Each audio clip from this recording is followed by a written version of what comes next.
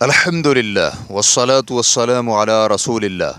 نبی کریم صلی اللہ علیہ وآلہ وسلم کی بیویوں کی تعداد 9 تھی یا 11؟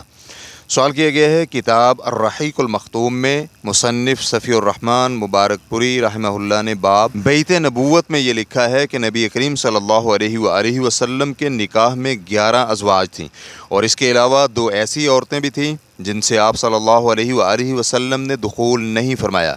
نیز آپ صلی اللہ علیہ وآلہ وسلم کی 4 لونڈیاں بھی تھیں۔ تو کیا یہ معلومات درست ہے؟ الجواب بعون اللہ سبحانہ وتعالی۔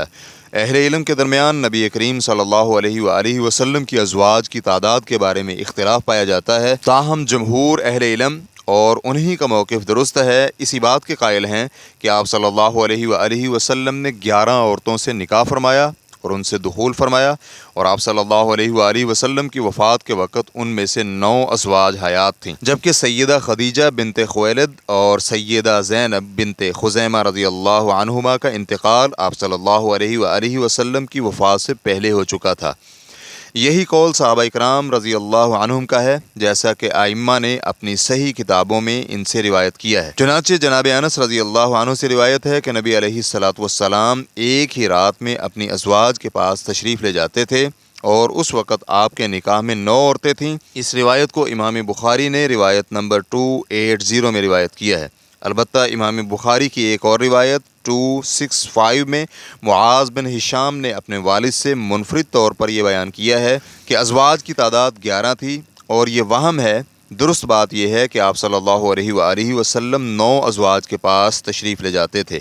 حافظ ابن حجر رحمہ اللہ کہتے ہیں، ابن خزیمہ رحمہ اللہ نے کہا ہے کہ اس روایت میں معاذ بن ہشام نے اپنے والد سے تفرد اختیار کیا ہے، جبکہ سعید بن ابی عروبہ اور دیگر راویوں نے قتادہ سے روایت کرتے ہوئے 9 عورتیں کہا ہے، اور امام بخاری رحمہ اللہ نے سعید بن ابی عروبہ کی روایت کی طرف یہاں اشارہ کیا ہے اور اسے معلق ذکر کیا ہے، پھر 12 ابواب کے بعد اسے موصول سند کے ساتھ اس لفظ کے ساتھ ذکر کیا ہے، آپ صلی اللہ علیہ وآلہ وسلم ایک ہی رات میں اپنی ازواج کے پاس تشریف لے جاتے تھے، اور اس وقت آپ کے نکاح میں 9 عورتیں تھیں۔ ریفرنس کے لیے دیکھیے فتح الباری جلد نمبر 1 صفحہ نمبر 377۔ اور عطا سے روایت ہے، وہ کہتے ہیں کہ ہم ابن عباس رضی اللہ عنہما کے ساتھ صرف میں سیدہ میمونہ رضی اللہ عنہا کے جنازے میں حاضر تھے۔ ابن عباس رضی اللہ عنہما نے کہا، یہ نبی کریم صلی اللہ علیہ وآلہ وسلم کی زوجہ ہیں، پس جب تم ان کا جنازہ اٹھاؤ تو اسے نہ جھٹکو اور نہ ہلاؤ، بلکہ نرمی سے اٹھانا، کیونکہ نبی کریم صلی اللہ علیہ وآلہ وسلم کے نکاح میں 9 ازواج تھیں۔ آپ 8 کے درمیان باری تقسیم فرمایا کرتے اور ایک کے لیے باری مقرر نہیں کرتے تھے۔ اسے امام بخاری حدیث نمبر 4780 اور امام مسلم حدیث نمبر 1465 نے روایت کیا ہے، اور جس کے لیے باری مقرر نہیں کی جاتی تھی وہ سیدہ سودا بنت زمعہ رضی اللہ عنہ تھی، کیونکہ انہوں نے اپنی باری سیدہ عائشہ رضی اللہ عنہ کے حق میں چھوڑ دی تھی۔ علامہ ابن قیم رحمہ اللہ کہتے ہیں، اس بات میں کوئی اختلاف نہیں کہ نبی کریم صلی اللہ علیہ وآلہ وسلم کا انتقال اس حال میں ہوا کہ آپ کے نکاح میں 9 بیویاں تھیں، اور آپ ان میں سے 8 کے درمیان باری تقسیم فرمایا کرتے تھے۔